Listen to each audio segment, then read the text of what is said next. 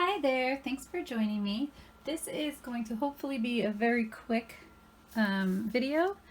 What we're doing today is we're just embellishing some paintings with contact paper. Now, this is done on MDF, and I think it's 3/4 inch. On MDF, it is an acrylic pour painting that I sealed with polyacrylic.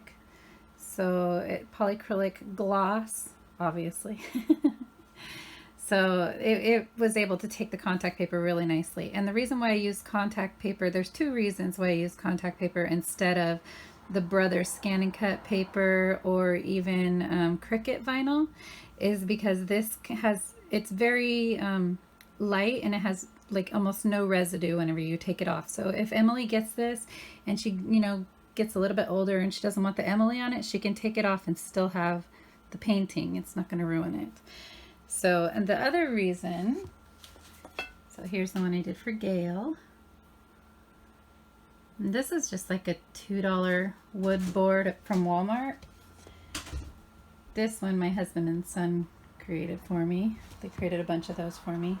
And then the last one we're going to do is for Malachi, and it's going to be just on this 8x10 acrylic pour. It is also covered with polyacrylic. So, the second reason why I use contact paper instead of Brother stuff is, let's see if it's not letting me zoom in. Let's see. Focus here, baby. Oh, maybe, there we go. Okay, so this stuff has a paper backing, and that paper backing stays on my mat. Even whenever I take it off slowly, I still have to scrape a bunch of paper off. So I've stopped altogether using the Brother material and also the Cricut material. I'm not sure if it has paper backing, but it's really hard. So whenever it comes on the roll, you have to flatten it, and it's just annoying. It's so annoying. So contact paper, not only is it super flexible, super thin, it comes on, this is a really old roll that I found at Goodwill. Look how old it is. So I don't even know how much this roll was whenever I found it, but it has a plastic backing. It is paper, but it's more plastic. It doesn't stick on anything. And also it leaves no residue, totally removable. It's a perfect thing for paintings. So for transfer tape for this project, we're gonna just use clear contact paper. That's all I ever use anyways. So this is Magic Cover. I found it at Walmart, but it's the same thing. It's shelf liner is what you're looking for. If you have to Google it, it's under shelf liner.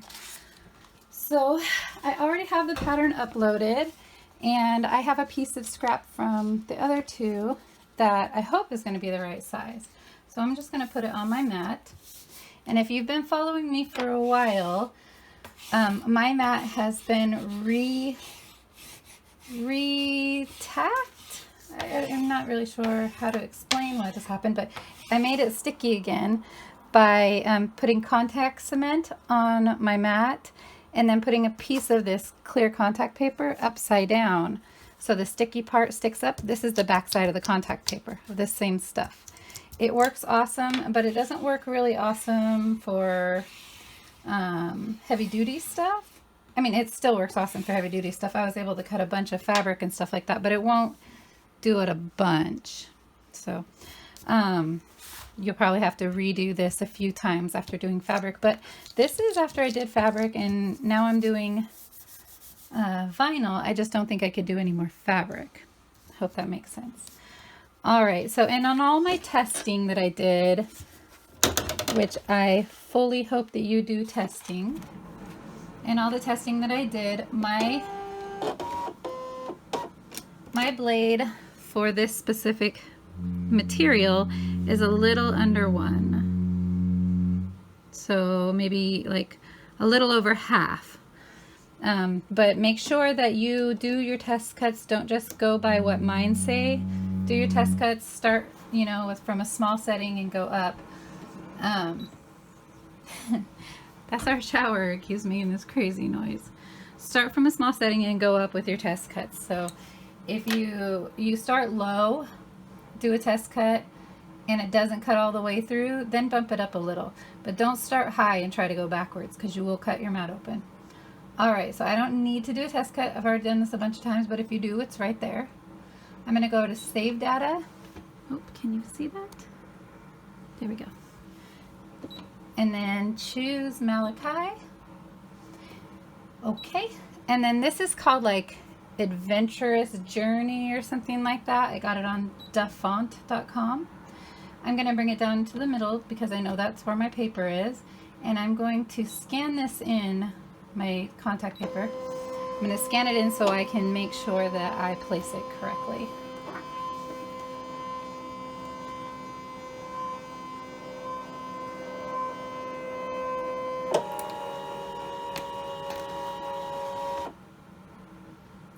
Okay, so it is on there. I don't have to do anything, but I am going to move it up and over so that I can have scraps. All right, let's choose Add. Let's choose Cut. It says it'll take about 2 minutes to cut. It generally never takes that long. Go ahead and cut.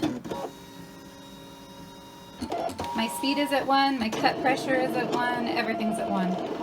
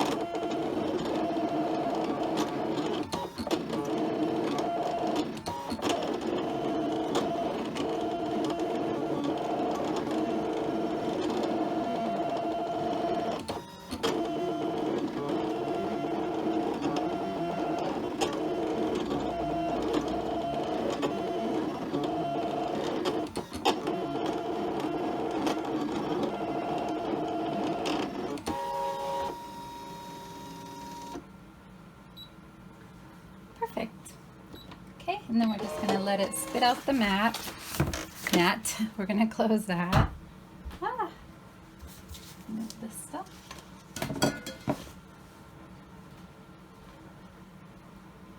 Okay, so what I didn't get to say was, if you're going to do this method, I do have a video on it, and it's only for use on mats and machines that are out of warranty. If your machine is still in warranty, do not do this, please, because anything that gets on the machine, in the rollers and stuff like that, that is not approved by Brother, they won't even help you with your machine. So don't put this on anything that's new, or don't do that method on anything that's new. Oops, I wanted to save that extra. Dang it. I forgot. Got all talky and chatty. I need to cut out pieces first. Let's just take this whole thing off. I don't like wasting anything. Even pieces this small can be used for other things. So I'll throw that over there. Now let's get back to business.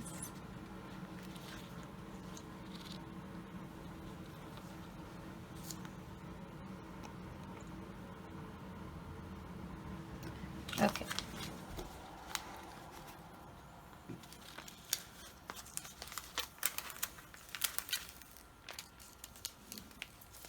So I'll link the video below, or yeah, put a link below the video for the video for doing this. I just kind of wanted to give you guys an update. It is still pretty sticky. I've washed it a couple times, just, you know, with water and a non-linty kind of paper napkin, not paper napkin, linen napkin. All right, so it looks like this is gonna be, can I reuse that? Nope. Sometimes you can reuse your contact paper if you have a big enough piece. think that's going to be a big enough piece. And I just use scraps. I don't generally cut new pieces. I generally just use scraps from the last piece I cut because they come in 18-inch pieces and you generally only need 12 inches. So you always have these big old fat strips. So I'm not sure if I finished saying it or not, but I will link the video below. Link whatever. I don't even link. Put a link under the video, under this video, on how to do this. But like I said, don't do it on anything that's brand new. Now let's get rid of our mat because we do not need it anymore. You should use your spatula for this, but I'm finding that like a pen, a rounded tool, is really my jam. So, all right. Oop, got a little bit of decorative stuff from last night on here. Okay, so then we just take the painting, we decide what orientation we want it to be. That would be cool, just like that. Yep. And then, you just peel the backing off. Contact paper is my favorite thing in the world to use. It's just so nice. Okay, and then bend the name in half. Try not to get it stuck to itself so that you have your middle. And then make your marks on the top and bottom of that. And then you'll kind of have a better idea of where to put things. Okay. I'm just eyeballing it. If it's really important to you, get on there and measure it and stuff with actual measuring tools. In this middle part on the canvas, don't push hard. Okay. All right, so being thoughtful about how it's all going to come off, just kind of put it right back down on itself and pull. Don't pull up because that helps pull everything off with it. Just try to get it as flat as possible when you're pulling. And there you go. There we have it. We can reuse that big piece for sure. Oh, I think that looks so cool. And because it's matte and not shiny, you can see it whenever the sun shines on it and stuff. He'll always be able to see his name. And if he wants to take it off, he can take it off. No biggity whoopity. All right, I hope this was helpful and fun for you guys. It definitely was for me. Thanks. Bye-bye.